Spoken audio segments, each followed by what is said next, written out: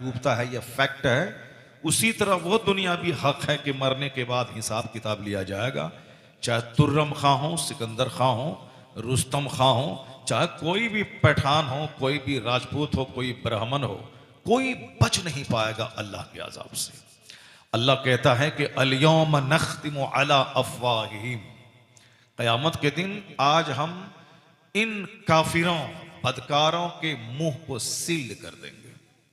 वह तुकल्लिमुना ऐदीहिम, उनके हाथ मुझसे बात करेंगे। यह हाथ अल्लाह से बात करेगा। ये कोई मौली साहब नहीं बोल रहे हैं या बरेली के आला हजरत नहीं बोल रहे हैं, बल्कि अल्लाह कहता है वह तुकल्लिमुना ऐदीहिम, यानी इनके हाथ अल्लाह से बात करेंगे कि यह हाथ नेकी के लिए उठा था या बदकारी के लिए उठा था, यह हाथ अदल के लिए उठा था या जुल्म के लिए उठा था, यह हाथ किसी को फायदा पहुंचाने के लिए उठा था या किसी को कष्ट पहुंचाने के लिए उठा था। दुनिया में कोई किसी का हाथ अगर नहीं भी पकड़े तो दुनिया में जीना है 70, 80, 90 साल, यह तो एक सेकंड है अल्लाह के नजदीक। बाकी मरने के बाद जिस दुनिया में दाखिल होना है वहां का एक दिन 50,000 साल के बराबर होगा।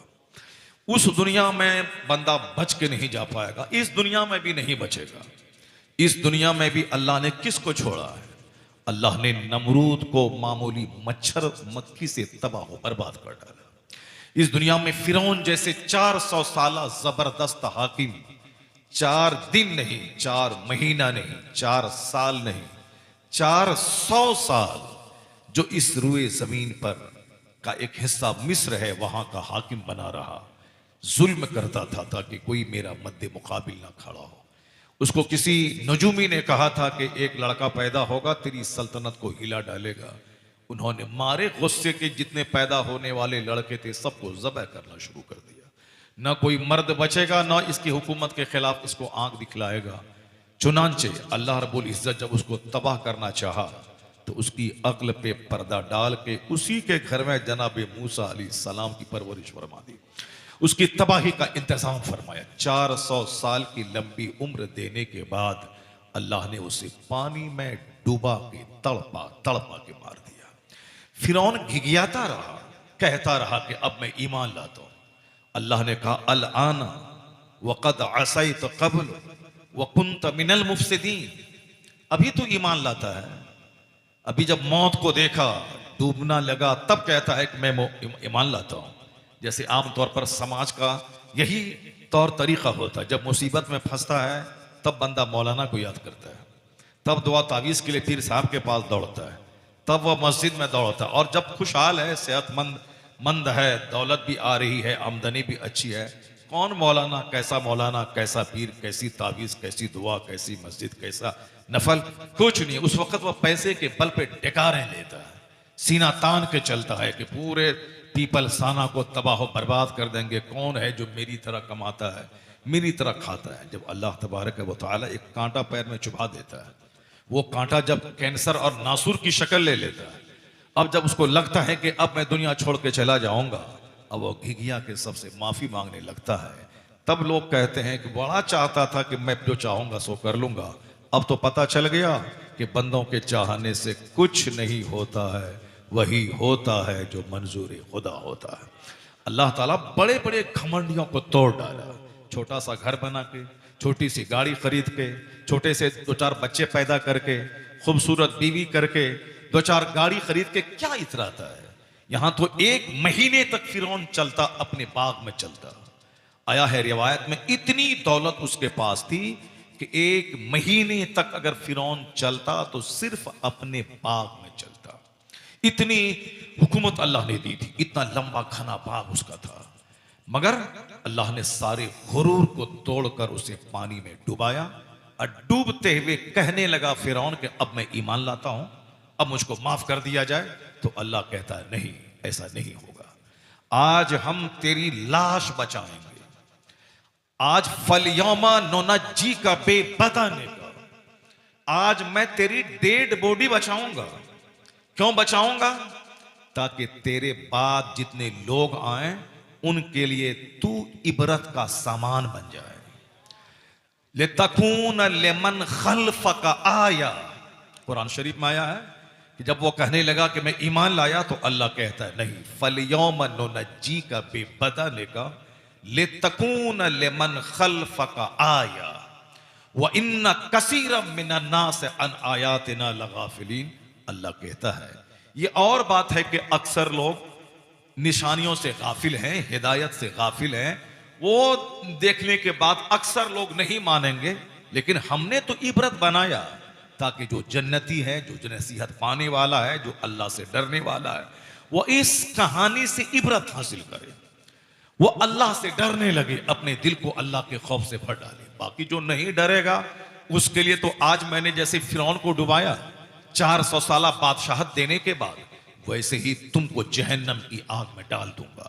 जहन्नम में इतना बड़ा पेट है जहन्नम में, आज ही दुनिया में 1000 करोड़ की आबादी है, अभी दुनिया की जो मौजूदा आबादी, जिसमें 200 करोड़ मुसलमान हैं, बाकी 500-600 करोड़ क्रिश्चियन यहूद हैं, बाकी 1 करोड़ के करीब यहूदी हैं, और बाकी और दूसरे मुशरिक लोग 1 करोड़ के करीब हैं। इस तरीके से 1000 करोड़ की आबादी दुनिया की है।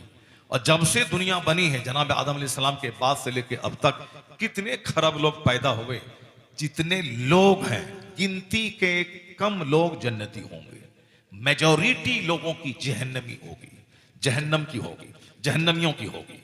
और जहन्नम में जब सारे लोगों को अल्लाह डाल देगा, सारे मगरूरों को, सारे घमंडियों को, सारे इतराने वाले को, सारे मस्जिद मदरसा आलिम मौलाना जलसा जुलूस की तौहीन करने वालों को, बुत परस्तों को, सबको जब जहन्नम में डाल देगा, तो अल्लाह ताला कहेगा हलीम तलाती, क्या तू भर गया, तेरा पेट भर गया? जहन्नम से खरबों लोगों से जब जहन्नम को अल्लाह पाट देगा, तो अल्लाह पूछेगा, कुरान शरीफ में आया है, अल्लाह कहेगा हलीम तलाती, क्या तू भर गया? क्या दोज़ख तू भर गई? तेरा पेट भर गया? तो जहन्नम क्या बोलेगा? तकूल हल मिन मजीद, क्या और कोई बच रहा है क्या? तकूल हल मिन मजीद, क्या और कोई बच रहा है क्या? यानी पेट अभी भरा नहीं है। इतना बड़ा जहन्नम का पेट अल्लाह ने बनाया। अब कोई कहे कि है कि नहीं है, कौन देखा है? उस खबीस मरदूद को कहिए कि ये दुनिया बगैर किसी खंबे के अल्लाह ने ये आसमान खड़ा किया। तेरे सर पे जो ये आसमान है, ना इसका कोई ओर है ना कोई छोर है, अंडे की तरह बिल्कुल ये दुनिया गोल है। तो अब इसका कोई छोर और ओर नहीं है। ये बता दे कि ये दुनिया कितनी बड़ी है और इस दुनिया में कितने लोग अभी हैं, और इस दुनिया की जमीन कितनी कुशादा है कि कितनी महासंख्य लोग इस जमीन पे रह सकते हैं। दुनिया का 75% हिस्सा समंदर का पानी का है, और वो पानी का हिस्सा, ये साइंटिस्ट भी कहते हैं और ये इस्लाम भी कहता है, और समंदर का हिस्सा है 75% हिस्सा से 75% समंदर है, समंदर है। 25% खुश्की का है, जिस पर आप बैठे हुए हैं, जिस पे खेती बाड़ी होती है, इस पे सड़कें बनती हैं, बाजार की तामीर होती है, मकानात बनते हैं। 75% है समंदर का हिस्सा। और कुरान में अल्लाह ने क्या कहा? जब कयामत आएगी तो हम समंदर को बहा देंगे। वैज़ल बिहार फुज्जिरत, जब ये समंदर के पानी को बहा दिया जाएगा। वैज़ल बिहार सुज्जिरत, जब उस समंदर के पानी में आग लगा दी जाएगी। समंदर के पानी को बहा के उसमें आग लगा दी जाएगी, पूरी दुनिया परपट मैदान हो जाएगी। और जितनी भी लोग इस जमीन के अंदर दफन है, सबको यह जमीन उठा के बाहर फेंक देगी। सबको यौम एज़िन तुहद्दिसु अखबारहा, जिस दिन ये जमीन अपनी खबरें बताएंगी।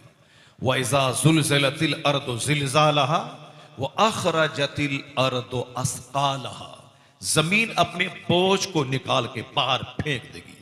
उसके बाद फिर ये जमीन पे हिसाब व किताब होगा। समंदर 75% है, और कितना बड़ा पेट होगा समंदर का? समंदर की तहें इतनी हैं कि कई हजार मीटर अंदर समंदर की गहराई है।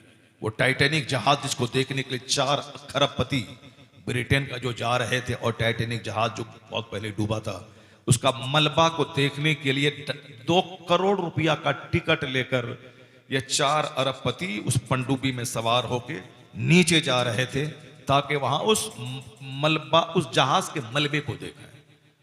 कितने गरीब, लाखों करोड़ों गरीब हैं, कैंसर से पीड़ित हैं, बीमार हैं, गरीब औरतें हैं जिनकी शादी नहीं हो रही है, वो सब नहीं। ये बताएं 4 अरबपति 2.5 करोड़ रुपए का टिकट लेकर के, अभी था ना 20 साल भर पहले जो वो लोग मरे अंदर, जो समंदर में घुसे थे, वो टाइटैनिक जहाज का मलबा, जो 100 साल पहले जो जहाज डूबा था, उस जहाज का मलबा आज तक समंदर के अंदर मौजूद था। वो मलबा धीरे धीरे बह रहा था, तो वैज्ञानिकों ने कहा कि मलबा अब कुछ साल के बाद खत्म हो जाएगा। ये खरबपति लोग उस पनडुब्बी को किराए पे लेके अंदर गए, तो बस अंदर ही जाके ऐसा फटा गुब्बारे की तरह अरबपति अपने बेटे के साथ वहीं लाश के टुकड़े टुकड़े हो गए। जहाज तो अपनी जगह रहा, यही लोग मर के समंदर के पानी में मिल गए। गोया पैसा दे के इन्होंने मौत खरीदी। अब मौत ने इसको वहां बुलाया जहां उसकी तकदीर में मौत लिखी थी। ये सारे वाकयात होते हैं मगर लोग उसको समझ नहीं पाते। समंदर तहबता समंदर है, तहबता है, एक लेयर इसका है, फिर उसके बाद दूसरा लेयर व्हाइट है, उसके बाद फिर एक लेयर है ब्लैक अंधेरा, फिर उसके बाद एक लेयर है। कुरान शरीफ में आया है कि समंदर तहबता है, तहबता अंधेरा है ये समंदर। आप लोगों को मेरी बात शायद सुनने में अजीब सी लग रही होगी। अजीब तो नहीं लग रही आप लोगों को? क्योंकि पीपल्स आने में तो मार धाड़ वाली तकरीर लोग सुनते हैं, यहाँ उठा भटक, ये वो, रगड़ घस, वही सब सुना करते हैं। तकरीर वो नहीं है जो रगड़ घस हो, तकरीर वो है जो दिल में खुदा की याद पैदा कर दे। तकरीर वो है जो आंख से आंसू के कतरे ले आए। तकरीर वो है जो अपना मकसद हयात बता दे। तकरीर वो है जो बदन में अल्लाह का डर पैदा कर दे। कुरान शरीफ में यही सारी बात है। मैं कुरान ही तो पढ़ रहा हूँ, कुरान ही तो पढ़ के सुना रहा हूँ। तकरीर और यही कुरान सरकार दो जहां इस्लाम पे नाजिल हुआ, और हुजूर ने सारी जिंदगी कुरान पाक का दर्स लोगों को देते रहे, समझाते रहे। और कुरान पाक छोड़ के सरकार अपनी कब्र अनवर में आराम कर रहे हैं और सारे गुलामों को वहीं से देख रहे हैं। तो देखते हैं कौन कुरान पे कितना अमल करता है, कौन फिल्म के हीरो की नकल करता है, कौन एक्टर की नकल करता है, कौन क्रिकेटर की नकल करता है, कौन किसी चमार की नकल करता है, कौन किसी खबीसा की नकल करता है। तुमको जो मन में आए कर लेना। हुजूर की एक हदीस हर जुमा के दिन खुतबा रज़विया में तिलावत की जाती है। ए अमल माशीता, do what do you want, जो तेरी तबीयत माता है कर। जलसा से उठ के भाग जाओ, मस्जिद में शराब पियो, मौलाना की गर्दन में चादर डाल के मार दो, अपने बाप की छाती पे चढ़ करके 2-4 फाइट मारो, अपनी मां को घर से निकाल के भेज दो दरगाहों पे बैठ के भीख मांगे। जो तेरी तबीयत में आता है कर। कितने दिन तक जिंदा रहोगे? 60 साल, 65 साल, 70 साल, 80 साल, 90 साल। ये अल्लाह के नजदीक 1 सेकंड है। इसके बाद क्या करोगे? अल्लाह के रसूल फरमाते हैं ए अमल माशीता कमा तुदीन तुदा। अलबत्ता याद रखना, जैसा करेगा वैसा अंजाम भुगतने के लिए तैयार रहना। हर जुमा के दिन इस हदीस पाक की तिलावत होती ए अमल माशीता। मगर ट्रेजेडी यह है कि आजकल लोग अपने पीर की बात करता है, कुरान की बात नहीं करता है।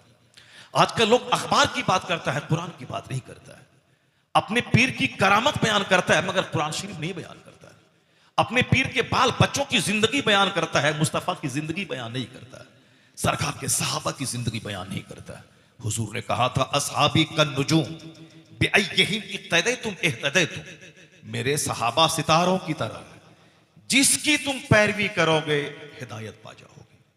तो सहाबा सितारे की मिसल है, जिसकी पैरवी करोगे, जिसकी जिंदगी का मुताला करो, जिसका तुम फॉलो करोगे, राह रास्त पे आ जाओगे। सहाबा कराम में सिद्दीक़ अकबर की जात लाजवाब है, हजरत उमर फारूक आजम की जात लाजवाब है। जिस सिद्दीक़ अकबर के बारे में हुजूर ने कहा कि सिद्दीक़ के माल ने मुझको इतना नफा दिया जितना किसी के माल ने नफा नहीं दिया, और अगर मैं किसी को खलील बनाता तो मैं अबू बकर को अपना खलील बनाता। हजरत उमर के बारे में सरकार फरमाते हैं अगर मेरे बाद नबी का आना पॉसिबल होता, अगरचे मेरे बाद कोई नबी नहीं आएगा, मैं आखिरी पैगंबर बन के आया हूं, लेकिन अगर इन केस अगर कोई पैगंबर का आना संभव होता तो उमर मेरे बाद नबी होते। अब आप समझ सकते हैं कि उमर की अक्ल, उमर का इल्म, उमर का तदब्बुर, कितनी जबरदस्त उनकी हिकमतें थी। लेकिन कुछ खबीसों के दिमाग में कीड़ा ऐसा काटता है, वो सिद्दीक़ अकबर अफजलुल बशर बादल अंबिया, उनको गाली देते हैं।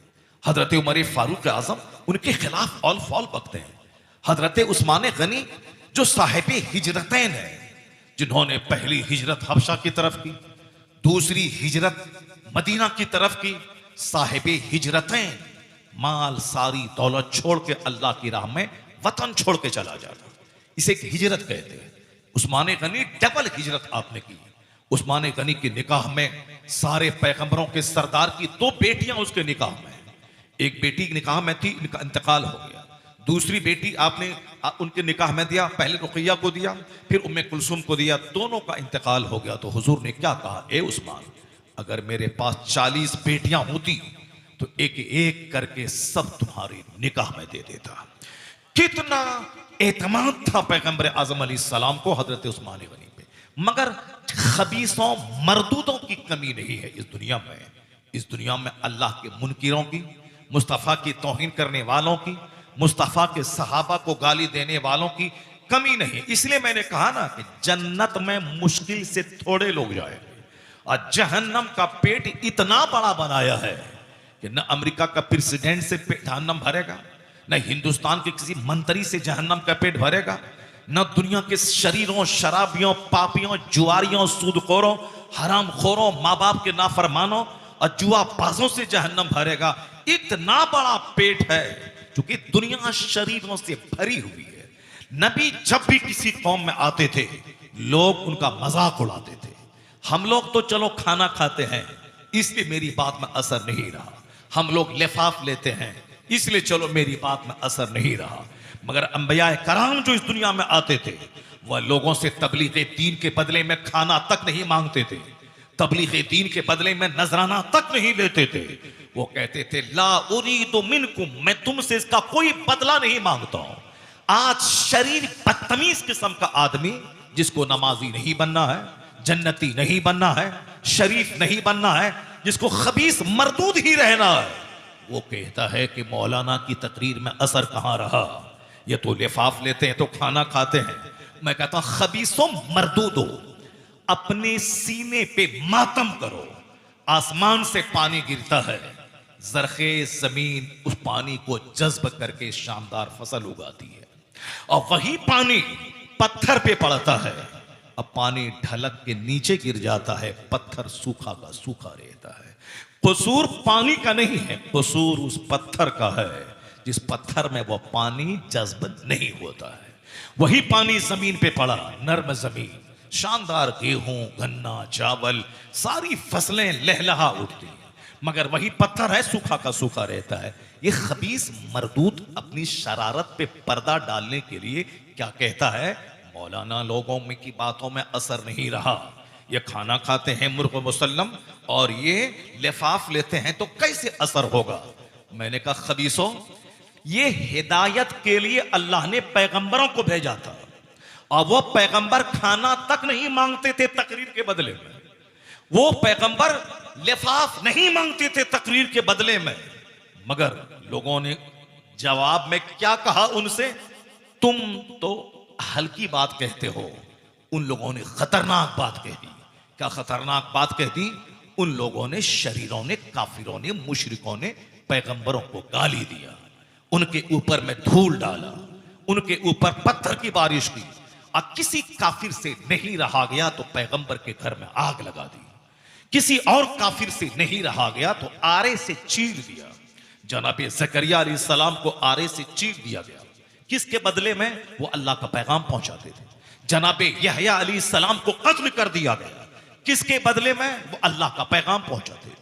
जनाबे नूह अलैहिस्सलाम 950 साल तक तबलीग दीन करते रहे, 950 साल नहीं, 950 साल तक। लेकिन बदले में लोगों ने क्या दिया? बदले में लोगों ने मजाक उड़ाया, लोगों ने गालियां दी। जब आप कश्ती तैयार कर रहे थे जिसमें ये और ईमान वाले सलामत रहेंगे और तूफान आने वाला है, लोग मजाक उड़ाते थे जनाबे नूह अलैहिस्सलाम से, कश्ती कहां चलाओगे, बालू पे कश्ती दौड़ेगी, ये रेत पे कश्ती दौड़ेगी, मजाक उड़ाते थे।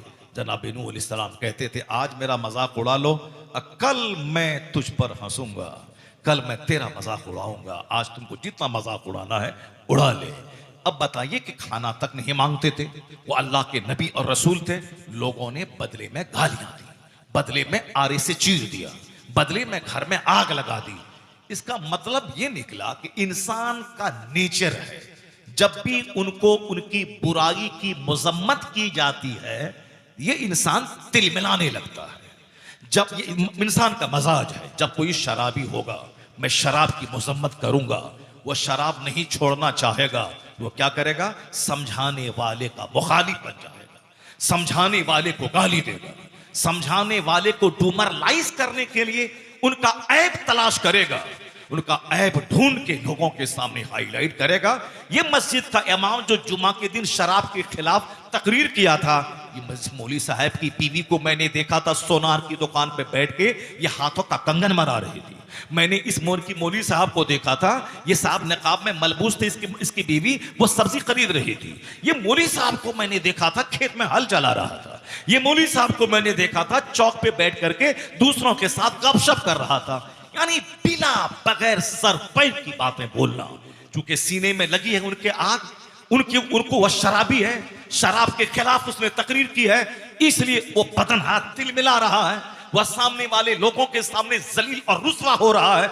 उस रुस्वाई का दाग मिटाने के लिए अब वह मौलवी का ऐब खींच तान के निकालता है, ताकि पता चल जाए कि जो शराबी के खिलाफ बोल रहा था वह खुद ही ऐब में घिरा हुआ है, वह क्या दूसरों को समझाएगा। यह शैतान का तरीका है कि समझाने वाले का मुखालिफ कर देना, समझाने वाले के खिलाफ गुस्सा दिला देना, समझाने वाले को उसमें डिमेरिट तलाश के निकालना। मालूम है जब कारून को हजरत मूसा अलैहिस्सलाम ने कहा कि अल्लाह का कानून है ज़कात निकालना है, कारून ने जब ज़कात निकाला तो बेपनाह माल ज़कात में निकल गया। कारून को माल को देखने के बाद लालच पैदा हुआ कि इतना करोड़ों का माल ज़कात में, जबकि 40वां हिस्सा निकालने के बाद इतना सारा माल निकल जाएगा। तो अब कारून के दिमाग में ये एक शैतान ने सुझाया कि जो पैगंबर मूसा अलैहिस्सलाम तुम्हें अल्लाह का कानून बता रहे हैं, इन पर ऐब लगा दो, इनको रुस्वा कर दो, ताकि फिर दोबारा ये ज़कात के बारे में बोलेंगे नहीं, और इतना करोड़ों का माल ज़कात में निकलेगा नहीं। तो उन्होंने खरीदा एक फाहिशा औरत को, हम मीटिंग करेंगे, बनी इसराइल को जमा करेंगे और उस बनी इसराइल के महफिल में जनाब मूसा अलैहिस्सलाम को बुलाएंगे, वो हमको समझाने के लिए बोलेंगे, और तुम खड़ी होके पूरे भरे मजमे में कह देना कि ये जो सबको समझा रहा है इसने मेरे साथ बदकारी किया है, तो तुमको उसके बदले में ढेर सारा माल और पैसा देंगे। मैं समाज का मजाज बता रहा हूं, मैं समाज के हालात पे एक तनकीद कर रहा हूं।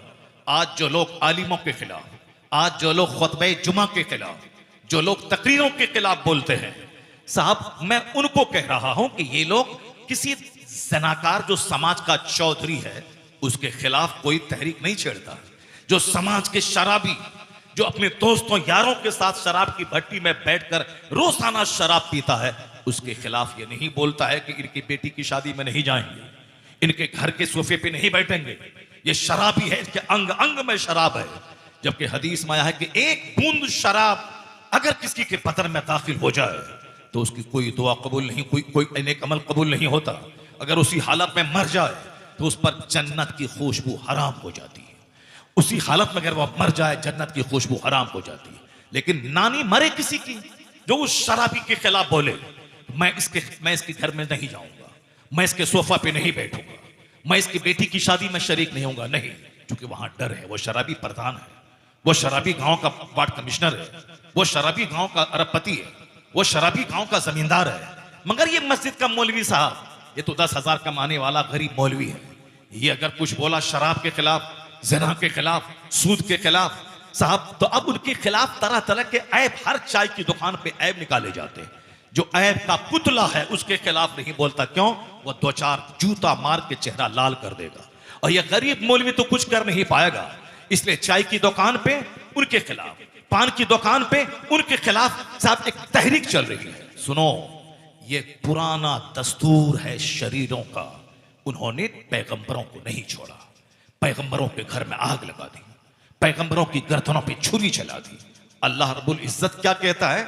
सूरह यासीन में आया है, या हसरतन अलल इबाद, अफसोस है बंदों पर। ए लड़का, ए जरा उसको बोलो, वो टोपी वाला, कहां जा रहा है? बदतमीज कहीं का।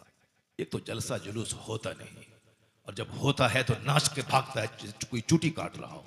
यहां से जाएगा, वहां मोबाइल लेके बैठ जाएगा, मोबाइल में बस वो गंदी तस्वीरें देखता रहेगा, और कोई मतलब ही नहीं, यहां ये हुआ वहां वो हुआ। 2 घंटे नचाएगा मोबाइल को, उसके बाद थक करके 2 बजे सो जाएगा, फिर दिन के 10 बजे वह उठेगा।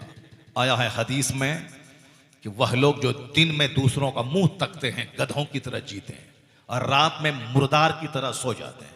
रात में मुर्दार की तरह सो गया, और दिन गधों की तरह दूसरों का मुंह तमाशा के तौर पर देखता रहा, उस पर लानत की गई। अक्सर लोग इसी हदीस के जुमरे में आते हैं, दिन भर दूसरों का मुंह तकना और रात भर मुर्दार की तरह सो जाना। अब पाबंदी से नमाज पढ़ने वाला भी फजर की नमाज पाबंदी से नहीं पढ़ता है। महीने में 3 दिन फजर पढ़ता है, 4 वक्त के नमाजी मिलेंगे 99%। अब 5 वक्त के नमाजी बहुत कम ही मिलेंगे। और फिर जो नमाज पढ़ता है उसका यह हाल है, जो नमाज नहीं पढ़ता है उसका तो कोई मतलब ही नहीं है, वो जब चाहे सो जाए और जब चाहे उठें। हदीस में आया है, लानत है उस पर जो रात मुर्दार की तरह सो जाता हो, जैसे मरा हुआ पड़ गया, और दिन गधों की तरह, गधा जैसे खींचता है। गधा काम क्या करता है, वो गधे के ऊपर में कपड़ा लादा जाता है, उसको धोबी के घाट पे ले जाया जाता है, उस पर मिट्टी लोट के जाता है, उस पर पत्थर लादा जाता है। यानी दिन भर गधा मेहनत करता रहता है, चक्की चक्की के इर्द गिर्द घूमता रहता है, और उससे बोझ ढोता रहता है। और गधा नंबर 1 यानी बेवकूफ जानवर है वो। 100 साल तक भी जिंदा रहे, वो धोबी के घर पे आता है तो घाट का रास्ता भूल जाता है, और घाट पे जाता है तो धोबी के घर का रास्ता भूल जाता है। ये गधा का मतलब ही होता है बेवकूफ जानवर है। हदीस में आया है, जो दिन गधों की तरह जीता हो, खूब मेहनत करता हो, खेत में खलियान में मारे मारे फिरता हो, कहां से पैसा मिले, यहां से पैसा, वहां से पैसा, वहां से पैसा, वहां से पैसा, कभी दुकान पे ऑर्डर लेना, माल पहुंचाना, रात भर जागना, फजर छूटे, जोहर छूटे, असर छूटे, मगरिब छूटे, ईशा छूटे, माल चाहिए, माल चाहिए, माल चाहिए। यानी गधों की तरह दिन गुजारा। ना जोहर का ख्याल आया कि जिस रब ने मुझे सेहत दी है उस रब को मैं सजदा कर लूं, जिस रब ने आंख दिया है उस रब को सजदा कर लूं, जिस रब ने हाथ दिए हैं, अगर हाथ में फालिज हो जाता तो हम कैसे सामान उठाते, कैसे ग्राहक को देते। अगर हमारी आंख अल्लाह छीन लेता तो कैसे हम ग्राहक को देखते, कैसे माल दिखाते। अगर अल्लाह मेरे पांव को छीन लेता, कैसे घर से चल के हम दुकान जाते और खेत में हल चलाते। अगर अल्लाह ताला हमें फालिज ज़दा बन के बिस्तर पे लेटा देता तो कैसे मैं वहां से चल के स्कूल और कॉलेज जाके नौकरी करके 2 पैसे मैं कमाता। एहसास नहीं है बंदों को, यह दिन भर मारे मारे फिरता है। और जो अल्लाह रोजी देने वाला है उस अल्लाह को तो सजदा करने के लिए फजर में टाइम नहीं, उसको 10 मिनट, अज़हर में टाइम नहीं, उसके पास 10 मिनट, असर में टाइम नहीं, उसके पास 10 मिनट। पेट पालने के लिए गधों की तरह 12 घंटे उसके पास है दुकान में बैठने के लिए। मगर जो अल्लाह जिंद पैदा किया है और जो अल्लाह हाथ पांव पेट पांव सारे पार्ट्स दिया है, अगर पेट में रोटी पचाने की सलाहियत अल्लाह छीन लेता है, 50 करोड़ रुपए खर्च करके लीवर ट्रांसप्लांट होता है, फिर भी बंदा मर जाता है। मैं जानता हूं लखनऊ के एक आदमी को, बहुत मोटा ताजा था, दूसरों पे बड़ा गरजता था, लेकिन जहां लीवर खराब हुआ वो हमसे बोला था कि अब मुझको यहां से चाइना जाना है, लीवर का ट्रांसप्लांट करवाना है, हजरत दुआ कीजिए। कुछ ही दिन के बाद पता चला कि दुनिया छोड़ के वो चले गए। लीवर ट्रांसप्लांट कराना, चूंकि रोटी पचना छोड़ दिया, चाय डालो उल्टी, या दही डालो उल्टी, रोटी डालो उल्टी, और सब चावल डालो उल्टी, यानी जो भी खाओ कह होना लाजमी। अब क्या करना, चूंकि लीवर उसको पचा ही नहीं पाता है, और यहां 10 रोटी खाए पचा लिया, तो इसका मतलब है कि बस ये हमारा बाप दादा का हक था जो हमको मिल गया है, अब हम शैतान बन जाए। नहीं नहीं, ये यकीन करना है कि जो अल्लाह मुझे लीवर दिया है, पहले खाने से पहले ज़ोहर में उसको सजदा कर लूं, उसके बाद रोटी पेट में डालूं, तो अल्लाह ये नेमत जो दिया है वो नेमत फिर छीनेगा नहीं, नेमत को बरकरार रखेगा, नेमत में इजाफा करता चला जाएगा। इन शकर तुम लाज़ीदन्नकुम, अल्लाह कहता है अगर तुमने मेरी नेमत का शुक्रिया अदा किया तो हम नेमत को बढ़ाते रहेंगे, और अगर तुमने नाशुक्री की, वाला इन कफर तुम इन अज़ाबी लशदीद, मेरा अज़ाब बड़ा सख्त है, मैं देना जानता हूं तो मैं छीनना भी जानता हूं। मैं ये कहना चाहता हूं, अल्लाह कहता है सूरह यासीन में, या हसरतन अलल इबाद, ये एक तमहीद के तौर पर अल्लाह का खौफ डालने के लिए, जलसो जुलूस में बैठने के लिए, आलिमों की तकरीर सुनने के लिए, उसको अपने सीने में जगह देने के लिए और उस पर अमल करने के लिए मैं एक मजाज देने के लिए मैं ये तमहीद कह रहा हूँ। तकरीर इसके बाद मैं शुरू करूँगा, उसके बाद आखिर में तकरीर का जो कंक्लूजन होगा वो आपके सामने मैं पेश करूँगा। तकरीर तो आधे घंटे में भी हो सकती है, लेकिन ये तमहीद जो अल्लाह रब्बुल इज़्ज़त से डराने वाली, यह तमहीद जो हमारे दिल में अल्लाह का डर पैदा करने वाली, यही वो तमहीद, यही वो तकरीर, ये नसीहत है जो पैगाम मुस्तफ़ा लेके आए हैं, जो सरकार अपने अपने अब गुलामों को सुनाए सारी जिंदगी। अपने हुजरे आयशा में भी सरकार आखरत की बात करते थे, मस्जिद नबवी के मेंबर से हुजूर आखरत की बात करते थे। सबसे पहली तकरीर सफा पहाड़ पे जो सरकार दो जहां ने पहला खुतबा दिया, पहली तकरीर की, उस तकरीर में सिर्फ और सिर्फ आखरत की बात थी। और सरकार की सबसे आखिरी तकरीर, पहली तकरीर सफा पहाड़ पे थी, जब हुजूर ने नबूवत के ऐलान के बाद आपने कुरैश को जमा किया और सफा पहाड़ को मेंबर बनाकर वहां से आपने खिताब किया। वह पहली तकरीर थी। उस तकरीर में हुजूर ने सिर्फ आखिरत की बात की। और सबसे आखिरी तकरीर, जब आका अलैहिस्सलाम बीमार थे, आपकी जाहिरी बीमारी के जमाने में 17 वक्त की नमाजें हजरत सिद्दीक अकबर रज़ियल्लाहु ताला अन्हु ने पढ़ाई। और सरकार विसाल फरमाने से कुछ पहले आप सिद्दीक अकबर के पहलू में जाके बैठ के आपने नमाज पढ़ी। नमाज के बाद आपने नसीहत की थी, वो आखिरी तकरीर थी मुस्तफ़ा की। फिर उसके बाद सरकार मस्जिद नबी शरीफ में नहीं आए, हुजरे शरीफ में गए, वहीं आपका विसाले ज़ाहिरी हो गया। वो आखिरी तकरीर, उस आखिरी तकरीर में भी हुजूर ने आखिरत की बात, जन्नत की बात, अल्लाह से डरने की बात, ये सारी बातें हुजूर ने की थी। और जब आप हिजरत करके मक्का से मदीना आए थे, तो सबसे पहले आपने मस्जिद क़ुबा की तामीर तो रास्ते में की थी। उसके बाद जब मदीना आए तो आपकी ऊँटनी अबू अय्यूब अंसारी के घर के करीब ठहरी, तो आपने सबसे पहला काम मदीने में किया कि मस्जिद नबवी शरीफ के लिए आपने ज़मीन खरीदी, जो 2 यतीम बच्चों की ज़मीन थी, जो बसरत शौक देने को तैयार थे, और हुजूर ने उसकी कीमत उसको दी। उसके बाद फिर उसकी सफाई की गई और फिर वहाँ मस्जिद नबवी की तामीर हुई। मस्जिद नबवी की तामीर के वक्त में हुजूर अपने हाथ से ईंट उठाते थे। सहाबा कराम कहते थे, सरकार हम लोग किस काम, किस दिन के लिए, हम आपके गुलाम हैं, हम लोग हुजूर पत्थर उठाएंगे। मगर हुजूर कहते थे कि हाँ हाँ, मैं तुम्हारे साथ मिल के पत्थर उठाना चाहता हूं, तुम भी उठाओ, मैं भी उठाना चाहता हूं। अरब के अल्हड़, अरब के पद्दू, अरब के देहाती, अरब के नफरत की जबान जानने वालों को हुजूर ने कैसे मुसख्खर कर लिया कि इसकी सरकार पर जान छिड़कना चाहते थे। हुजूर आवाज देते, मैदान जंग में जान हथेली पे लेके चले आते थे। अखलाक और तहजीब के ऊंचे मेयार पे वो फाइज हो गए। किसने उन अल्हड़ों, उन गंवारों, उन प्रतिज्ञा भंग करने वालों, नफरत और कत्ल की जबान जानने वालों को अंदर से बाहर से मोम बना के खुदा वाला बना दिया था? किसकी निगाह कीमिया असर ने अंदर से बाहर से चेंज कर दिया था? कहते हैं कहने वाले, वह कौन सा था, वो कौन सी नजर थी जिसने अरब के लोगों का जोग्राफिया बदल दिया? कैसे अल्हड़ खुद न थे जो राह पे औरों के हादी बन गए? क्या नजर थी जिसने मुर्दों को मसीहा कर दिया? वो खुद न थे जो राह पे औरों के हादी बन गए।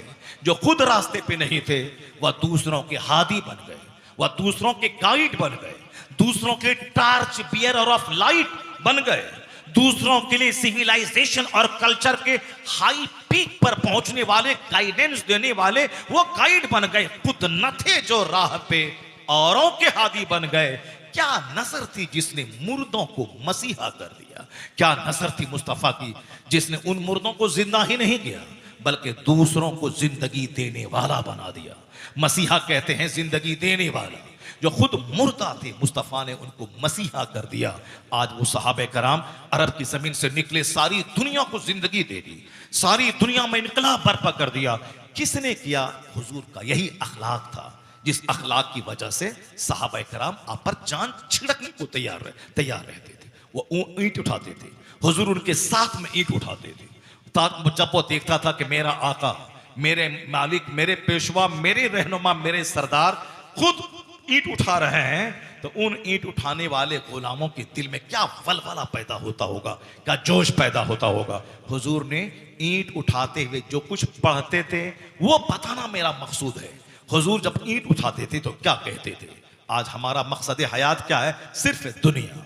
मुट्ठी के चंद लोग मस्जिद में 5 लोग नमाजी हैं, 95% लोग बेनमाजी अपनी दुनिया में मस्त है। कौन खुदा कैसा खुदा, कौन मौलवी कैसा मौलवी, कैसी हिदायत कैसी हिदायत और कैसा वास कैसी नसीहत, बस अपनी दुनिया में मस्त है।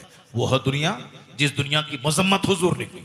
सर हदीस में है अद्दुनिया जीफतुन व तुल्लाबुहा किला, ये दुनिया मुर्दार है जिसके तलबगार कुत्ते हैं। जो नमाज रोजे हज ज़कात छोड़कर सिर्फ माल कमाए, उसकी मिसाल मरी हुई बकरी पे रीझने वाला कुत्ता। आका फरमाते हैं, एक मुस्लिम शरीफ की हदीस में आया, सरकार दो जहां कुरान के बाद जो सबसे बेहतरीन किताब है बुखारी और मुस्लिम, जिसको कहते हैं रवाहु शेखान। जब इमाम साहब तकरीर में बोले रवाहु शेखान, यानी शेखान ने रिवायत की है, मतलब इमाम बुखारी इमाम मुस्लिम इसने रिवायत की है। मुस्लिम शरीफ एक रिवायत में आया, आका अलैहिस्सलाम एक रास्ते से गुजर रहे थे, आपके साथ सहाबा की एक जमात थी।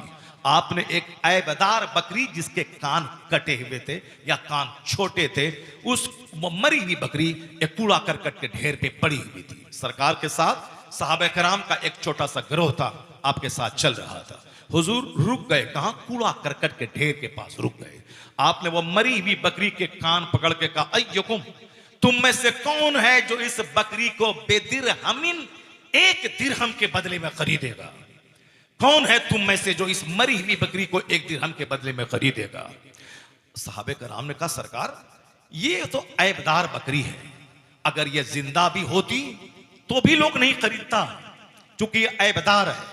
अब चे जाए कि वो बकरी मर चुकी है, मरी हुई ऐबदार बकरी को कौन पैसा देके खरीदेगा? हुजूर क्या फरमाते हैं? आका फरमाते हैं, जिस तरह तुम्हारे नजदीक यह बकरी जलील है कि तुम कोई ले नहीं सकते, तुम्हारे नजदीक यह बकरी जलील है, ऐबदार बकरी। मुस्तफा कहते हैं, इन्ना दुनिया लाअहवन, हुजूर कहते हैं बेशक ये दुनिया जिस पर तुम लोग रीझते हो, जिस पर दुनिया के लोग मरते हैं, जिस दुनिया के लिए न जाने कितनी हदों को फलांग के आगे बढ़ते हैं, हराम हलाल राइट रॉन्ग सच झूठ गलत सलत सब करते इसी दुनिया को कमाने के लिए। मुस्तफा कहते हैं बेशक यह दुनिया ये इस मरी हुई बकरी से ज्यादा जलील है अल्लाह के नजदीक। ये दुनिया, ये कुरान शरीफ के बाद सबसे अफजल किताब जो बुखारी और मुस्लिम है उसकी बात कर रहा हूं। फातिहा के लिए लड़ाई हो रही है, साहब झूमर के लिए लड़ाई हो रही, लोहबान के लिए लड़ाई हो रही, अगरबत्ती के लिए लड़ाई हो रही, पीर के नाम पे साहब उसको बोला लड़ाई हो रही।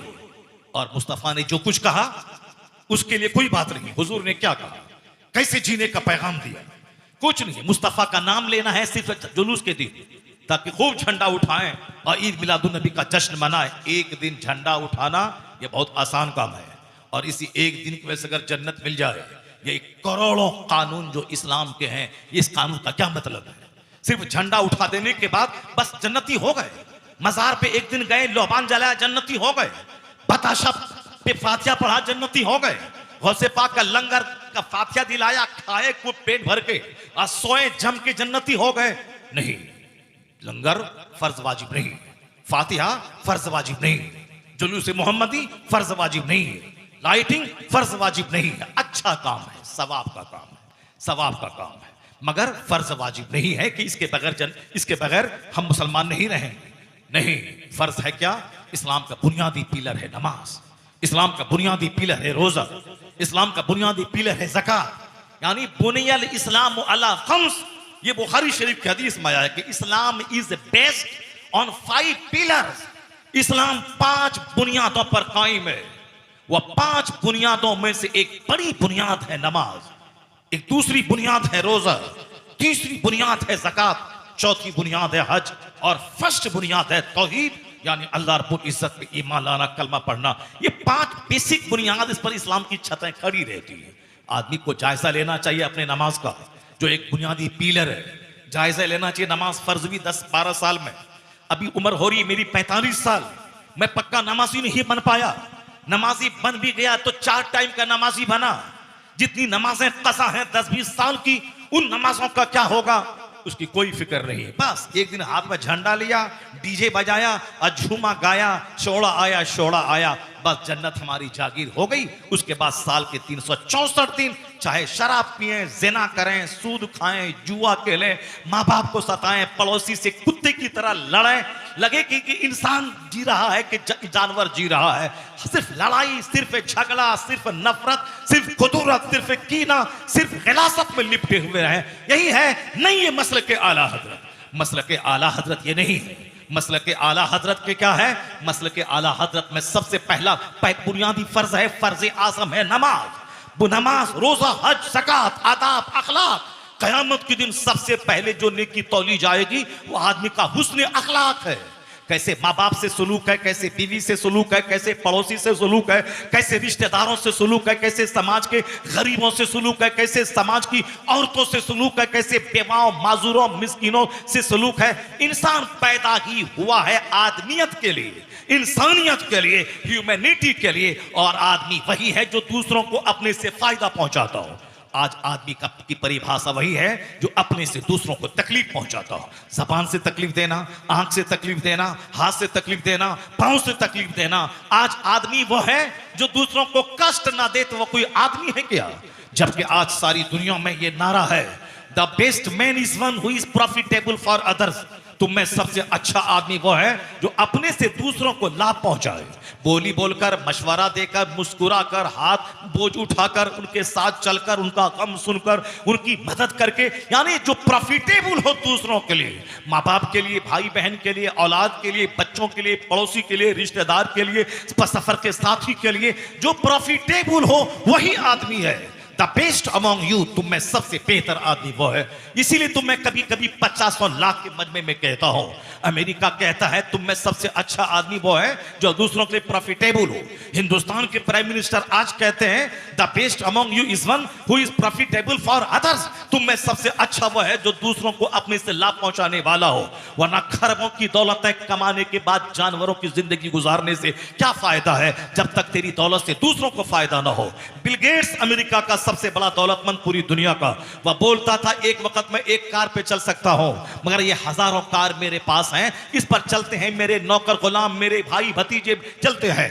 मैं एक ही मकान में एक टाइम में रह सकता हूं, मगर मेरे पास सैकड़ों मकान हैं, उस मकान में रहते हैं आम लोग। मेरी दौलतों का बड़ा हिस्सा स्कूल कॉलेज के लिए, मेरी दौलतों का बड़ा हिस्सा हॉस्पिटल के लिए, मेरी दौलतों का बड़ा हिस्सा हिंदुस्तान के उत्तर प्रदेश के गरीबों में तालीमी शिक्षा, स्कूली शिक्षा देने के लिए। उन्होंने कहा था इतनी दौलत लेके मैं क्या करूं? कहा था आदमी वही है जो दौलत कमाए, अपने से दूसरों को फायदा पहुंचाए। तो मैंने कहा था कि सारी दुनिया जो बात आज कह रही है, यही पैगाम मोहम्मद अरबी ने 1500 साल पहले अता फरमाया था।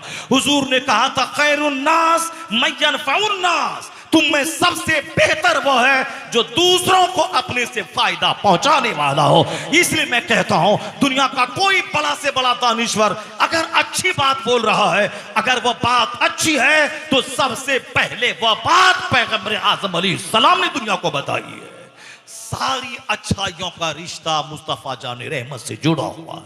खैरुन्नास मय्यनफउन्नास, इस हदीस पाक को हर घर की दीवारों में लिख के रखना चाहिए ताकि नजर रहे कि हमें अपने से दूसरों को फायदा देना है। ये हदीस हर दफ्तर, हर कार्यालय, हर ऑफिस में लिखा रहना चाहिए, हर टेबल पे बिल्कुल लिखा रहना चाहिए, ताकि हमें सेल्फिश बनने, मफाद परस्त बनने, खुद गर्ज बनने, अपने मफाद की खातिर बहुत सारे लोगों के मफाद को चकनाचूर करने, दूसरों की लाशों पे अपना आशियाना बनाने, दूसरों को ठग करके अपना घर बनाने वाला काम करने से बचना चाहिए। इसलिए कि हुजूर ने कहा है खैरुन्नास मय्यनफउन्नास, तुम में सबसे बेहतर वो है जो लोगों के लिए सबसे फायदामंद हो।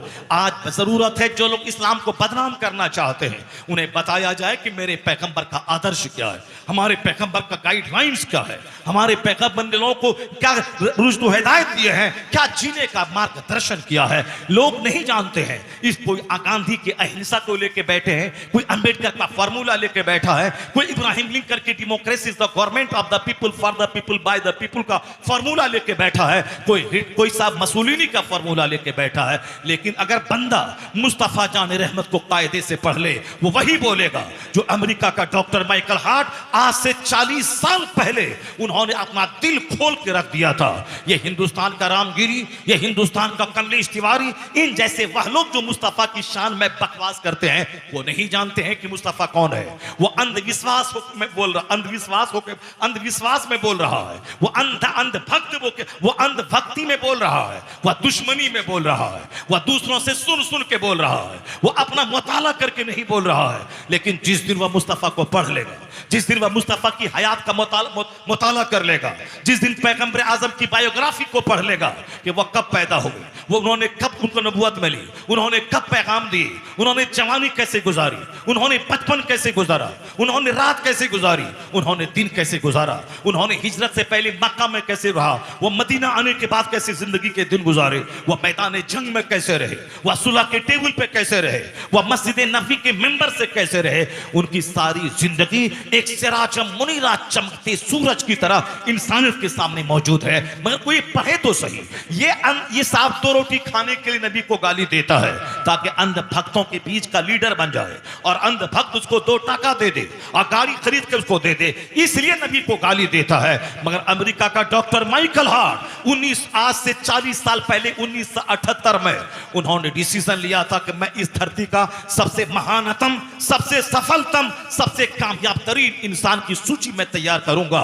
लाखों करोड़ों की जिंदगी का मुताला करूंगा, हर क्षेत्र के महान लोगों को पढ़ूंगा, उन तमाम महानों में 100 आदमी को छांटूंगा, उस 100 आदमी में जो सबसे बड़ा महान होगा, महानतम सक्सेसफुल आदमी, उसकी मैं निशानदेही करूंगा।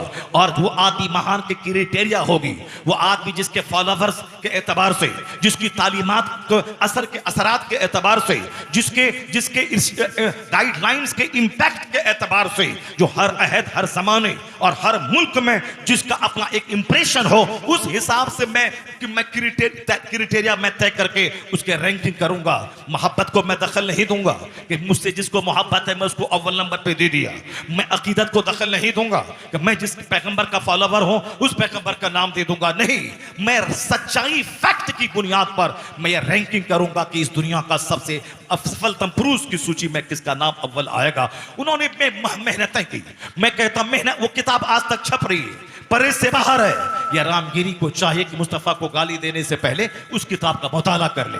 वो किताब कोई हिंदुस्तान का जाहिल नहीं लिखा है, अमेरिका का बहुत बड़ा एडवोकेट, अमेरिका का बहुत बड़ा बैरिस्टर, अमेरिका का बहुत बड़ा वैज्ञानिक था वो, यानी बहुत बड़ा इल्म उसके पास था। उस आदमी ने ठाना था कि मैं ये बड़ा काम मैं करूंगा, दुनिया के जितने महान लोग हैं सबकी जिंदगी का मुताला करके मैं 100 आदमी को छांटूंगा, उसकी रैंकिंग करूंगा। हमारे हिंदुस्तान के लोगों को इसकी फुर्सत कहां है? इनको गाली देने से फुर्सत नहीं है, दूसरों की टांग खींचने से फुर्सत नहीं है, दूसरों के घर पे बुलडोजर चलाने से फुर्सत नहीं है, गाली गलौज से फुर्सत नहीं है, अहंकार और घमंड से फुर्सत नहीं है, और 10 आदमी के बीच बैठकर दूसरों की बुराई बयान करने से फुर्सत नहीं है। ये हवाई जहाज कहां से देगा? हवाई जहाज तो अमेरिका का 2 भाई दिया, आज करोड़ों आदमी उस पर सवार हो रहा है। वह 2 भाई दिमाग जला के दिया है अमेरिका का। यह माइक्रोफोन जिस पर मेरे जैसे करोड़ों आदमी इस माइक्रोफोन पे बातें कर रहा है, और लाखों मस्जिदों में माइक्रोफोन से अजान हो रही है, हर जुमा के दिन करोड़ों मुसलमान इस माइक्रोफोन से जुमा का खुतबा सुन रहा है।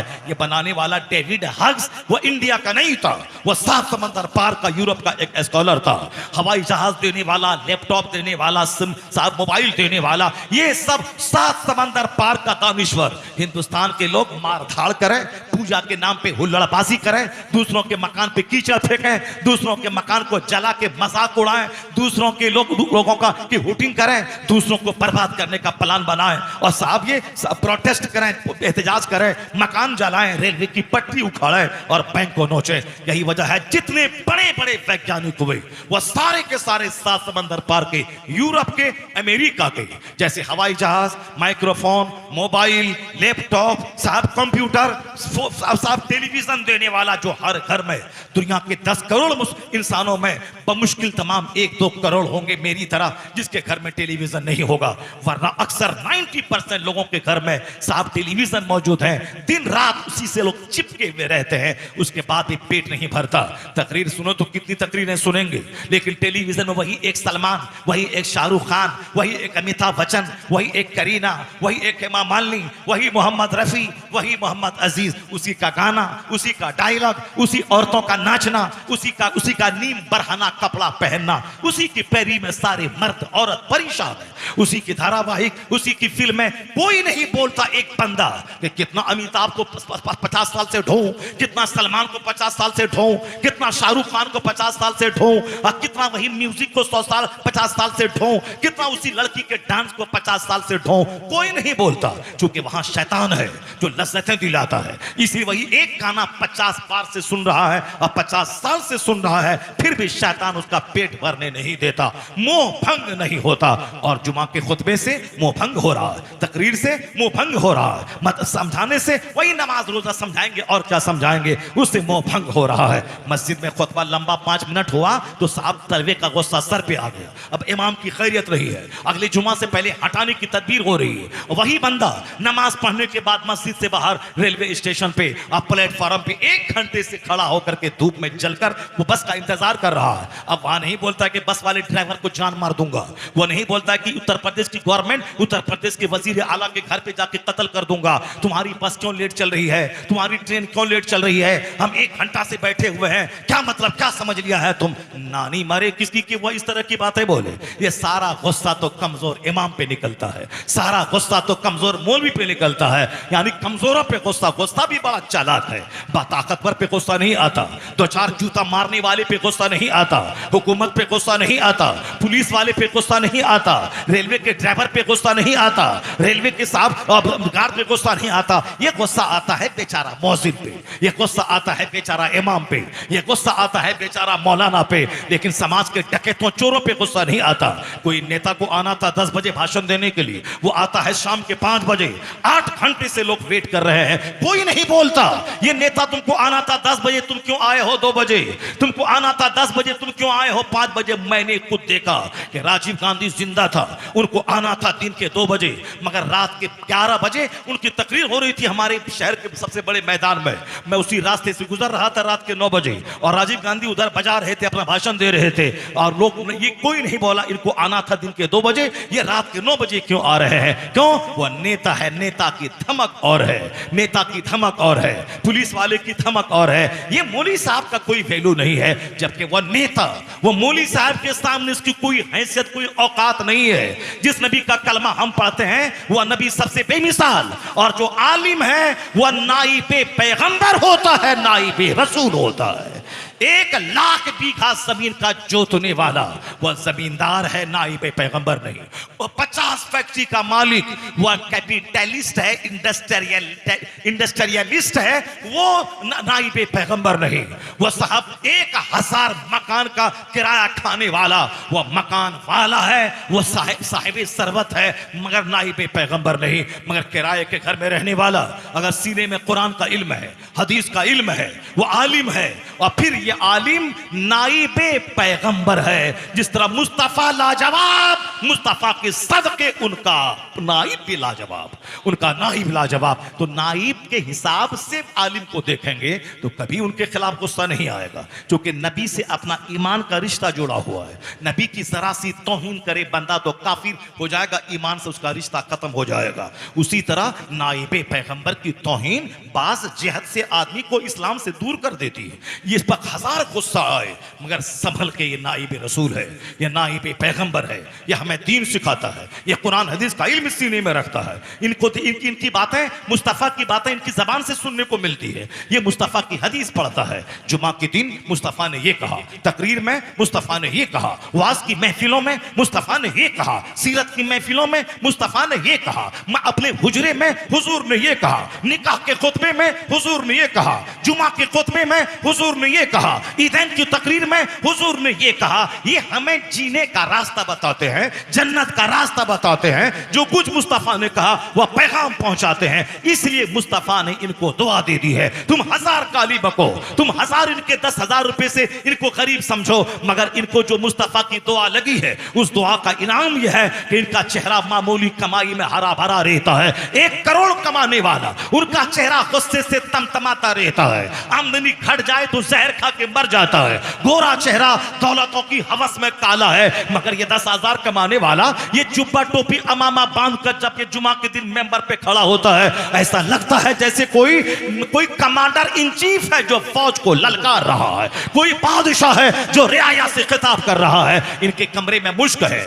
यहाँ ऊद है, यहाँ शमामा है, यहाँ अंबर है, यहाँ 10 जुब्बे हैं, यहाँ बरकाती टोपियों की बहार है। जो 1000 एकड़ जमीन का जोतने वाला जो अमामा ना पहना हो, जो जुबा ना पहना हो, वो ये पहनता है। आखिर ये हरियाली क्या है? हुजूर ने इनके लिए दुआ दे दी है, न दरल्लाहु अमरन मन समिअ मिन्ना हदीसन फबल्लगहु कमा समिअ। हुजूर कहते हैं अल्लाह उस बंदे को हरा भरा रखे जो मेरी हदीस सुनता है, दूसरों को सुनाता है।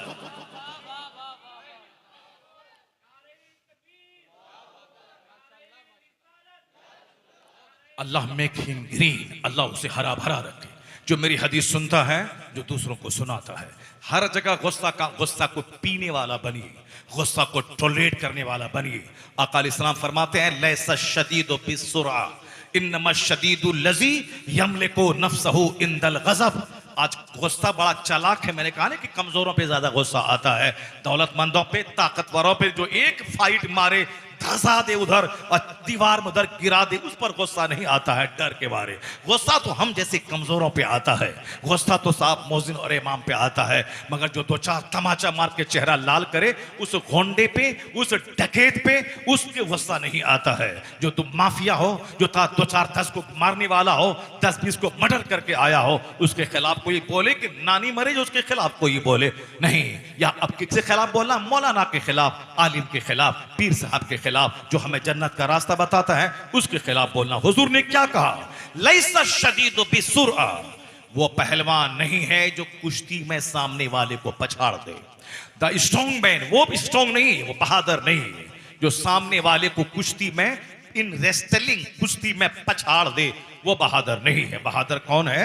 आका आए दो जहां सल्लल्लाहु अलैहि वसल्लम फरमाते हैं बहादुर वो है जो गुस्से के वक्त में अपने आप पर काबू रखे, वही पहलवान है।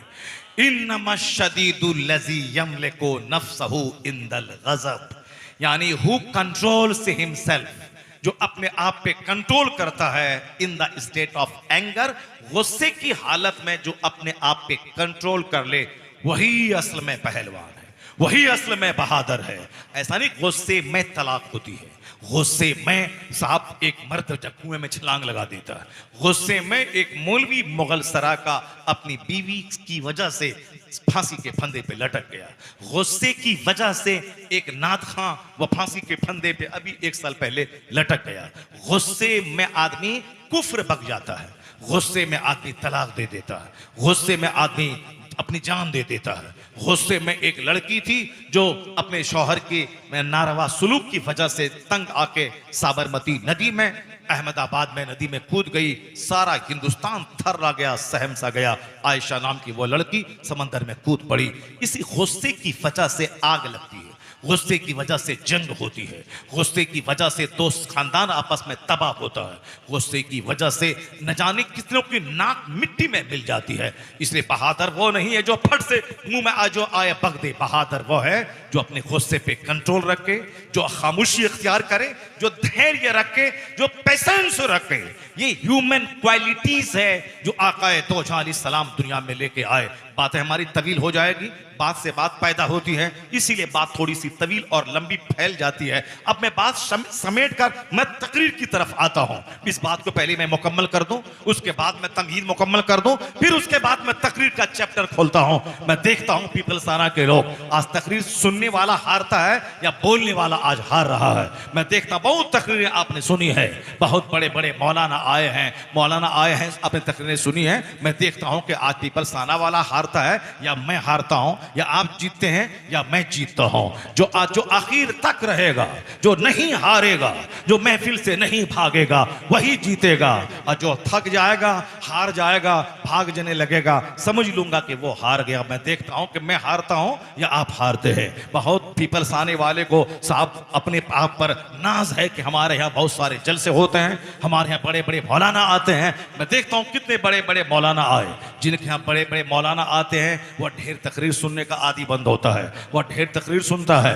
तब जो ढेर गाना सुनेगा, जो जिसके यहाँ हम गायकार आता है वह ढेर गाना सुनने वाला है, जिसके यहाँ कोई नेता आता है उनका बच्चा बच्चा झूठ बोलने वाला है, और जिनके यहाँ ढेर आलिम आएंगे उनके यहाँ बात सुनने वाले की तादाद ज्यादा होगी। वह बात सुनेगा, वह तकरीर सुनेगा। तो अब जरा गौर से सुनिए, दुनिया का बड़ा दानिश्वर, वह बहुत बड़ा वैज्ञानिक, वह बहुत बड़ा बैरिस्टर, वो बहुत बड़ा लॉयर, वो क्या बोल रहा है। हिंदुस्तान में हिंदुस्तानी हूं, हिंदुस्तान के जर्रे जर्रे से मुझको प्यार है। मैं अक्सर तकरीरों में मैं ये कहता हूं कि वह लोग जो अमेरिका यूरोप से घूम के आने के बाद अमेरिका यूरोप की तारीफ करते हैं और हिंदुस्तान अपने मुल्क को नीचा दिखलाते हैं, वह लोग देश के तई पक्के वफादार नहीं हैं। पक्के वफादार तो हम लोग हैं कि अमेरिका यूरोप फ्रांस से घूमने के बाद जब इंडिया आते हैं, ये नहीं बोलते हैं कि अमेरिका का व्हाइट हाउस बहुत अच्छा है, बल्कि हम ये बोलते हैं अमेरिका से अच्छा हिंदुस्तान हमारा, चाइना से अच्छा हिंदुस्तान हमारा, जापान से अच्छा हिंदुस्तान हमारा। हम गए दुबई, वहां 10-12 तकरीरें हमने की। वहां से आने के बाद मैंने कहा दुबई से अच्छा हिंदुस्तान हमारा। मैं गया पाकिस्तान, वहां मैंने तकरीर की सियालकोट लाहौर में। जब वहां से लौट गया तो मैं बोला लाहौर से अच्छा हिंदुस्तान हमारा, पाकिस्तान से अच्छा हिंदुस्तान हमारा। मैं नेपाल गया, वहां से लौट के बोला नेपाल की राजधानी काठमांडू क्या है, नेपाल से अच्छा हिंदुस्तान हमारा। मैं बांग्लादेश के सरहद पे गया, बांग्लादेश से अच्छा हिंदुस्तान हमारा का हिंदुस्तान हमारा। कुवैत पे मैंने लैंडिंग की, कुवैत से अच्छा हिंदुस्तान हमारा। तो साहब मैं कहना चाहता हूं, ये हम लोग हैं कि जो दुनिया के ममालिक से कहते हैं अमेरिका से अच्छा हिंदुस्तान हमारा, यानी इन सारे जहां से अच्छा हिंदुस्तान हमारा। हम बुलबुलें हैं इसकी, ये गुलसिता हमारा, ये हमारा चमन है, ये हमारा गुलशन है। मगर अगर हमने ये बात कही है कि माइक्रोफोन देने वाला वो, हवाई जहाज देने वाला वो, कंप्यूटर देने वाला वो, मोबाइल देने वाला वो, हम लोग सिर्फ कंप्यूटर पे नाचने वाले, मोबाइल पे नाचने वाले, और साहब अपने घर में मोबाइल का गलत इस्तेमाल करने वाले, बस बनाया किसने उस पर तवज्जो नहीं है। लेकिन जिस दिन उस पर तवज्जो चली जाएगी, हम पंक्चुअल हो जाएंगे, हम वक्त के पाबंद हो जाएंगे, हम अपने बच्चों को जमीन बेच के आला तालीम दिलाने की कसम खा लेंगे। नहीं, जब अमेरिका के लोग साइंसदान बन सकते हैं, मेरा बेटा भी साइंसदान बनेगा, मेरा बेटा भी मरने के बाद दुनिया वालों के लिए कुछ छोड़ के मरेगा। जैसे अमेरिका का तो भाई मर गया, लेकिन आज करोड़ों आदमी उसके बनाए हुए हवाई जहाज पे चल रहा है और उनका नाम हो रहा है। इसलिए मेरा बेटा कोई अजूबा चीज दुनिया को देगा, ये दिमाग जलाएगा, हाई एजुकेशन हासिल करेगा, पढ़ेगा लिखेगा, आला IAS ऑफिसर बनेगा, वो भी अजूबा कारनामा अंजाम देगा, कौम के लिए, मिल्लत के लिए, मुल्क के लिए भला करेगा। तो ये हिंदुस्तानी की फिक्र ये कहां से आएगी? इनको तो अपने बेटों को डकैत बनाना है, बेटों को चोर बनाना है, बेटों को गुटखाखोर बनाना है। बेटों को शुरू से बचपन से निगरानी कीजिए, उनको आला तालीम दीजिए, उनकी घुट्टी में इस्लाम पिला दीजिए, ताकि DM और साइंटिस्ट बनने के बाद वो काफिर ना हो जाए, बल्कि जिस दफ्तर में बैठे वह DM बाद में रहे, मुसलमान पहले रहे, मुस्तफा का गुलाम पहले रहे, ताकि उसका अपना ईमान भी बचा रहे, और जो उनके संपर्क में आए उन तक वो मुस्तफा का पैगाम पहुंचाने की कोशिश करे। पहले उसको मेहनत करनी पड़ेगी, बच्चों पे मेहनत करनी होगी। एक जिस तरह आम का पौधा लगाते हैं, उसको बकरी से बचाते हैं, उसको जानवरों से बचाते हैं, उसको दूसरे आदमी से बचाते हैं, उसमें वक्त वक्त पे पानी देते हैं, उसमें वक्त वक्त पे कंपोस्ट और यूरिया और साफ DAP डालते हैं, और फिर उसके बाद जब बड़ा हो जाए, जब खुद मैच्योर हो जाए, अब ना कोई बकरी नुकसान देगी, अब ना कोई पानी नुकसान देगा, अब ना कोई आदमी नुकसान देगा, तब हम उससे बेनियाज हो जाते हैं कि अब मेरा यह दरख्त मैच्योर हो गया है। उसी तरह जब तक बच्चा मैच्योर ना हो, उसी एक आम के पेड़ की तरह उस बच्चे की निगरानी कीजिए। वह बच्चा उठता कै बजे है, वह बच्चा सोता कै बजे है, वह बच्चा सुबह कहां जाता है, स्कूल कब जाता है, स्कूल का अटेंडेंस उसका कितना है। माँ बेचारी तो मोहब्बत के लिए पैदा हुई है, वह बच्चा तो बोलेगा पेट में दर्द है, माँ मान जाएगी। माँ बेचारी प्यार के लिए पैदा हुई है, माँ मारती नहीं है। वो हजारों लाखों में कोई जबरदस्त पढ़ी लिखी माँ होती है जो प्यार के वक्त में प्यार और पढ़ाई के वक्त अपने बच्चों को मार भी देती है। वरना ये बाप है जो बच्चों के लिए सूरज की गर्मी का काम करता है, और ये माँ है जो बेचारी चांद का काम करती है। चांद रात में भी ठंडी ठंडी किरणें देता है, मगर सिर्फ चांद की किरणें हो तभी दरख्त नहीं फलेगा।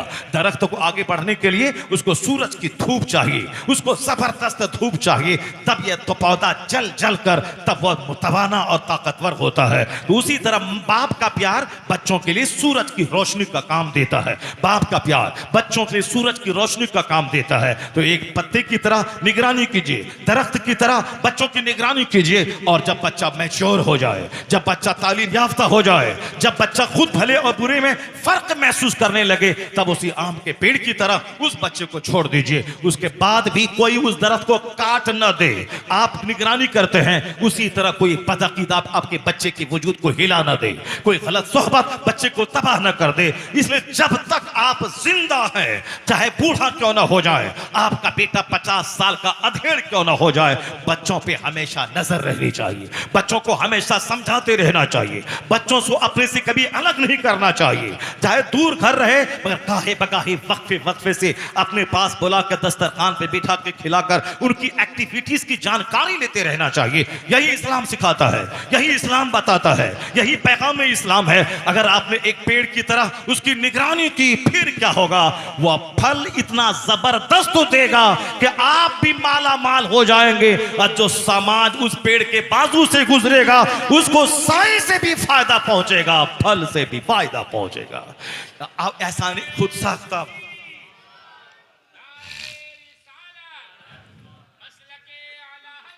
इस्लाम ये सिखाता है, ये बच्चा जो आपके सामने है, इसको आवारा छोड़े कल ये आपकी छाती पे बैठ के मारेगा। अगर आपने इसको अदब नहीं सिखाया कि कैसे जीना है, कैसे मरना है, कैसे खाना है, कैसे वॉशरूम जाना है, कैसे सोना है, कब स्कूल जाना है, कब स्कूल से वापस आना है, शाम में कितने बजे खेलने को जाना है, कितने बजे खेल से वापस आना है, अगर आपने 7 साल के बाद इसको मस्जिद नहीं ले गए, मस्जिद का रास्ता नहीं दिखलाया, ये 50 साल की उम्र में भी मस्जिद नहीं जा पाएगा। अगर जाएगा भी तो इनकम्प्लीट रहेगा। इसलिए दुनिया के सबसे बड़े रहनुमा पैगंबर आजम ने कहा, मुरु औलादकुम बिस्सलात व हुम अबनाउ अस्सबई सनीन। जब तेरे बच्चों की उम्र 7 साल हो, उसे नमाज का आदेश दे। कभी पढ़ेगा, कभी छोड़ेगा, अब इसी तरह करता रहेगा, 10 साल का हो जाए। अगर नमाजी बन गया तो वाह वाह, अगर नहीं बना वद्रिबूहुम अलैहा, उस पर उसकी पिटाई करो, मारो उसको। और जब नमाजी बन जाए तो उसका बिस्तर अलग कर दे। बच्चा जब जवान हो जाए उसको अपना दोस्त बना ले, दोस्त से मुस्कुरा के बातें कर, दोस्त से मशवरा कर। अक्रिमू औलादकुम, अपने औलाद की इज्जत करो, औलाद को न ताना दो, न औलाद को गाली दो, न औलाद को उदलित करो, न औलाद पर लानत मलामत करो। नहीं, मुस्तफा कहते अक्रिमू औलादकुम, अपने औलाद की इज्जत करो। इज्जत का मतलब उसे सीने से लगाओ। जब तक बच्चा है 7 साल से पहले, उस वक्त तक उसको सीने से लगाओ, उसको कंधे पे बैठाओ, उसकी पेशानी को चूमो, उसके होंठ को बोसा दो, उसको अपनी गोद में रखो, उसको अपने सामने बैठाओ, अपनी गोद में बैठाओ। इस प्यार से उसको हौसला मिलेगा, उसका सीना मजबूत होगा, उसकी अक्ल कुशादा होगी, उसकी जबान की लुकना दूर होगी, वह मोहब्बत की जबान समझेगा। जो बाप हमेशा बचपन में बच्चों को डांटता रहता है, उसका बच्चा बुज़दिल हो जाता है, उसका बच्चा डरपोक हो जाता है, उसका बच्चा कोई बहुत बड़ा इंसान कभी नहीं बन पाएगा। इसलिए कि बड़ा इंसान बनने के लिए अक्ल कुशादा होना चाहिए और दिल कुशादा होना चाहिए। बड़ा इंसान बनने के लिए उसके पास टॉलरेंस की कैफियत होनी चाहिए।